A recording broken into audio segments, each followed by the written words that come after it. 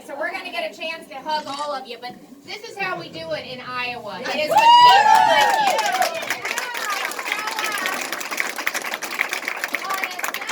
We show up at the rallies, and we are talking to our neighbors and our friends about how important this next election is. I am so proud to stand with a president and a Republican team that believes in the greatness of this country, that believes in the American worker, and that is getting things done.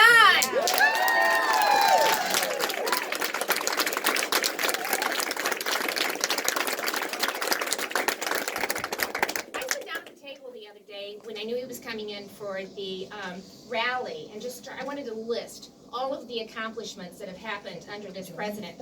I was on the second page writing accomplishment after accomplishment after accomplishment.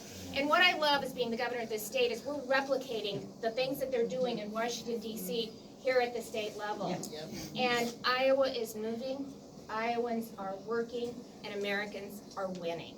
And so we're going to go to the mat to make sure that we can continue to build on this great foundation that this president has put in place. And as I said at the rally, we are going to caucus on February 3rd. We're going to vote on November 4th. And on November 5th, we're going to celebrate.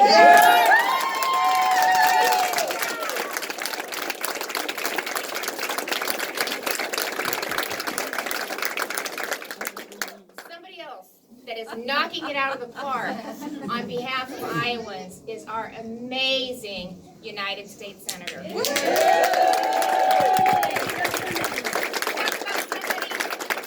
that's getting things done and making a difference. She is all over the state. She is doing a phenomenal job of representing you in Washington, D.C. So let's give it up for our outstanding United States Senator and my great friend, Senator Joni Ernst.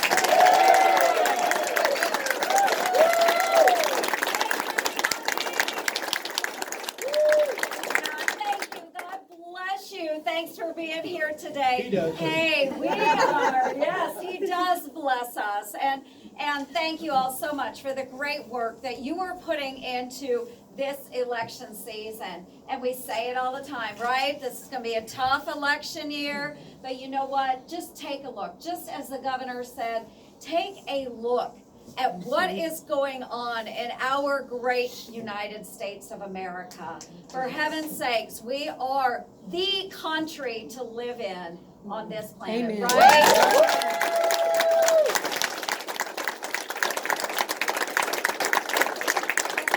So what I don't understand is when the Democrats are out there trying to talk down our president and talk down our country, like there are so many better opportunities out there.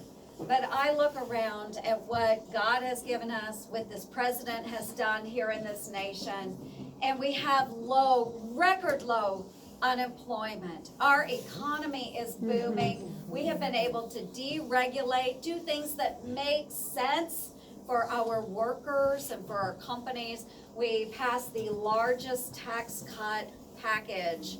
Yeah. That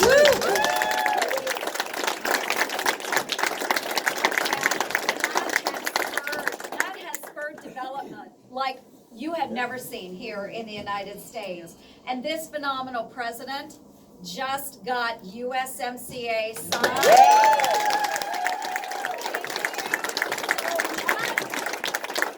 And he also got the Phase 1 China deal done.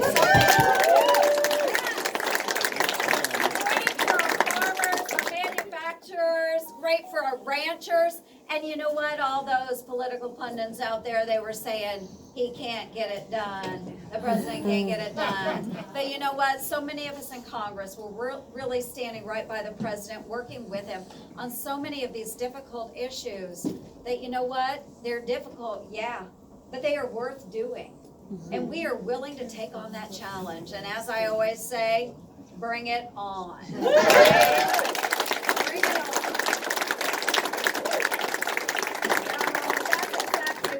Doing in Washington, D.C. There's no task too small, too big for us to take on. If it means that America will be doing better because of it, we are going to do it, right? Okay, so we've got a lot to work on this next year. I will have a challenging race. The Democrats are gunning hard for Iowa. They want this seat back. So not only do they see this seat as one that was held by a Democrat for 30 years, they're really upset that I took it. One thing Democrats hate is losing a seat to a conservative, right? But what do they hate even more? The Democrats hate having a conservative woman.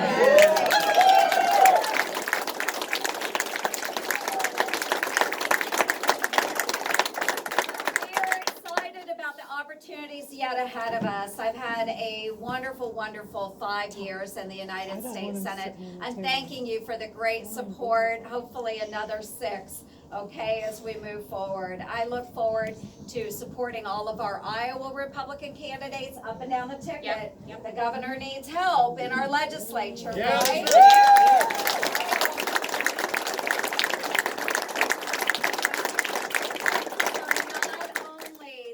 Candidates that we have here in the state of Iowa, those on the Republican ticket, but then also we have another very important office we need to keep as well, right? And that is with all of your support, making sure that Donald J. Trump stays in office as our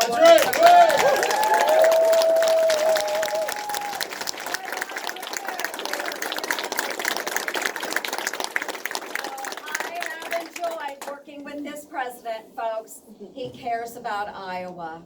He cares about our farmers. He cares about our workers, and he expresses that every single day that he's in office. So I've loved working with President Trump, and I look forward to 4 more years with this president. We're going to do it because of you. So thank you.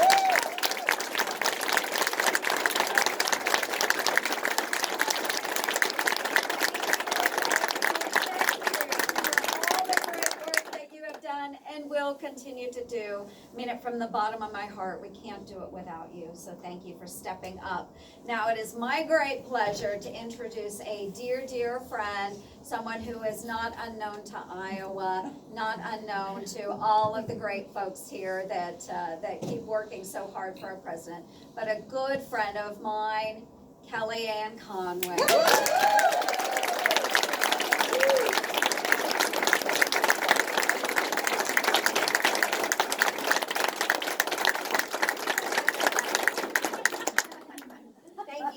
Senator Ernst, thank you so much, Governor Reynolds, and I'm here to thank each and every one of you for everything you do every single day on behalf of freedom and behalf of the greatest country the world has ever known. Amen. That is why we're here. The President, the Vice President send greetings, say thank you for being a part of the Republican Party. Thank you for standing up, bucking up, speaking up, and showing up, all of which is important. Every single vote counts, and I will tell you as I stand here, you have people in your circle of life who you may think disagree with you on politics, and perhaps they do. But maybe they just need to hear, not even from us, but from you. Because they will look at you and they'll say, you know, I like you, and more importantly, you're like me. And they'll listen a little bit stronger, a little bit longer.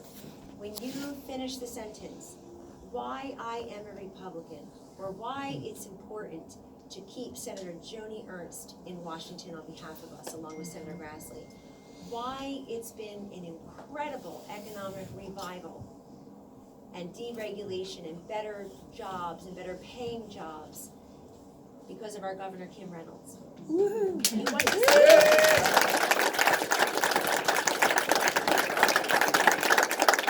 leadership matters. Voters don't say who can win, voters ask who can lead. And their definition of leadership is somebody who's willing to take those slings and arrows and stand up for the people, delivering on their promises. And this is a president whose progress report, along with his wonderful partners in the state houses, in the United States Senate, has delivered for Iowa and for America. You can boast among the lowest unemployment rates in the entire country. Iowa is a state that works. No doubt. And it's not just that people are surviving, they're thriving. And one of the most heartening statistics I read about Iowa in the last couple of months, I had to read it a few times, is how many young people are staying here or coming here. I love seeing that.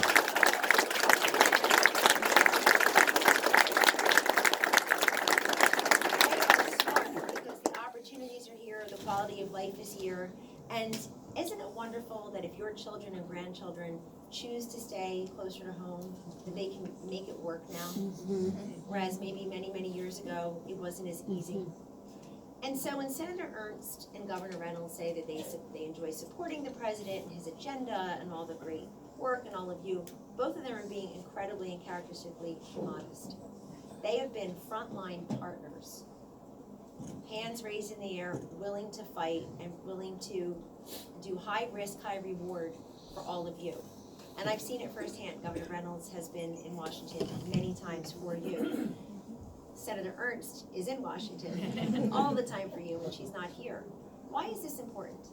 For the same reason it's important that we make sure we vote Republican up and down the ballot at this time. Because as you witness, who is in the House of Representatives, how the Senate is configured numerically, but also just policy-wise, most importantly, is critical to your future. It does matter. So when you have people in your life circle saying, I hate politics, you know what you should say to them? Oh, I get that. I know you're not as weird as me. You're just a little bit of church, Super Bowl later, and in between, volunteering. You should say to them, I get that. I can understand why you say you hate politics. I understand that. But I know when you say you hate politics, you don't mean to say it doesn't matter to you if every child is denied freedom and education and a better choice, and they're not constricted to where they go to school just because of their zip code. I know you don't mean it doesn't matter to you that almost 10 years after Obama-Biden passed, millions and millions of Americans still have no health insurance, and many Iowans have no health insurance. They were told the big lie, you can keep your plan, keep your doctor. It's just not true. So I think when we fight for those single moms in Iowa who have 2 jobs, 2 kids, and still no health insurance, somehow they're underneath the maximum hours to then have to get the health insurance provided, so they have 2 jobs, 2 kids running around town and no health insurance. That's just not right. And President Trump and Senator Ernst and Governor Reynolds and Republicans want to change that. Protect pre-existing condition. End the surprise medical billing. Have more transparency to you as the patients and the consumers. You can shop and price compare for dog food and hairspray. You ought to be able to do it for one of the most intimate parts of your lives.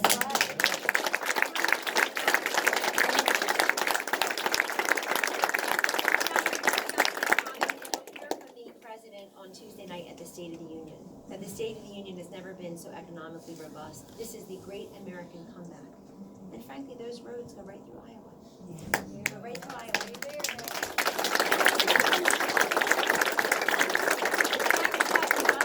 That is one thing to tell our businesses. You went from 35% tax rate to 21%, the highest in the developed world, to underneath the average. Maybe you or someone you love or know is one of the 9 million Americans who received a raise or a bonus or both because of that. Maybe you now feel like you don't just have job availability or even job security, you have job mobility. So go find a job of comparable compensation, but it's closer to home, or it's closer to the elderly relative you're caring for. It's more convenient for you. Maybe you'll find a job that's comparably compensating, but now provides eye and dental care for the first time. The employers are competing for you. There are 7.1 million available jobs now, more than there are people looking for those jobs. And my favorite part of this robust jobs economy is that this president said from the beginning that he wants to dignify all types of work. And ladies and gentlemen, I worked for 8 summers on a blueberry farm when I was a kid. I learned everything about collaboration and teamwork and entrepreneurship and dirty fingernails there for 8 summers. But when I went to high school, I was fortunate enough, I graduated, I went to college and law school, but the vast majority of my classmates did not. But you know what they did? They did what more and more Americans do and want to do, and we should applaud them for doing it. They graduated from high school with their degree and their skills certificate, and the very next day they became hairdressers, cosmetologists, mechanics, welders, carpenters, iron fitters. We have to appreciate all types of work, and even those who want to be home with their kids.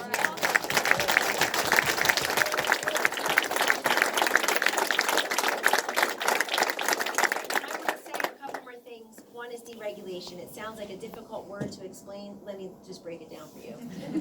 One new regulation in for every 7 old regulations out. Why? This doesn't compromise your health and safety, clean air, clean water. We're all for that, of course.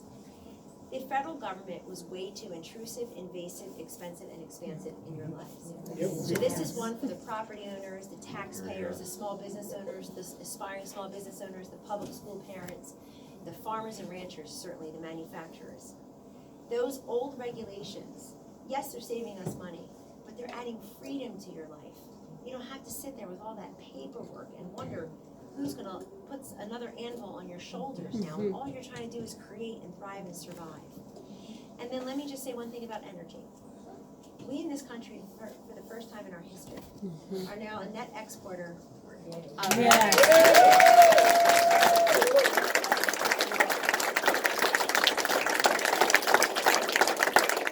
So people complain nothing's made in the USA anymore. Boy, is that changing. I American higher American. But people say, look, there is energy under our feet and off our shores. That's made in the USA. So let's develop it responsibly and see all the jobs and wealth to different communities that have these energy resources come to them. And let's make ourselves less dependent on foreign dictators for our energy supply. Ladies and gentlemen, what the president's been trying to do with economic security, financial security, homeland security, it's matched by national security, because there is no economic security unless we have national security. Our military just got the 3rd consecutive pay raise because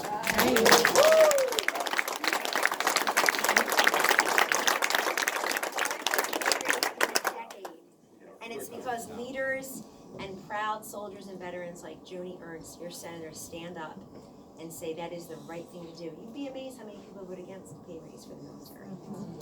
Starting last June to right now, the Secretary of the VA reports that over 2 million of our veterans have been able to access the VA Mission or VA Choice Act. They can access quality, timely care in the private sector and not risk a lack of reimbursement if they cannot access timely, quality care through the VA, which most say they can. Most are happy. But for those who can't do it, we've now opened up the private market for them. If we don't take care of those who have taken care of us, who are we as a nation? That's right.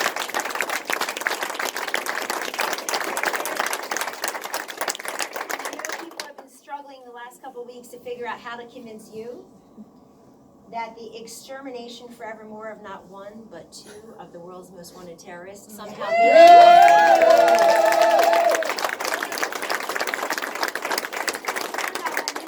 susceptible to terrorism.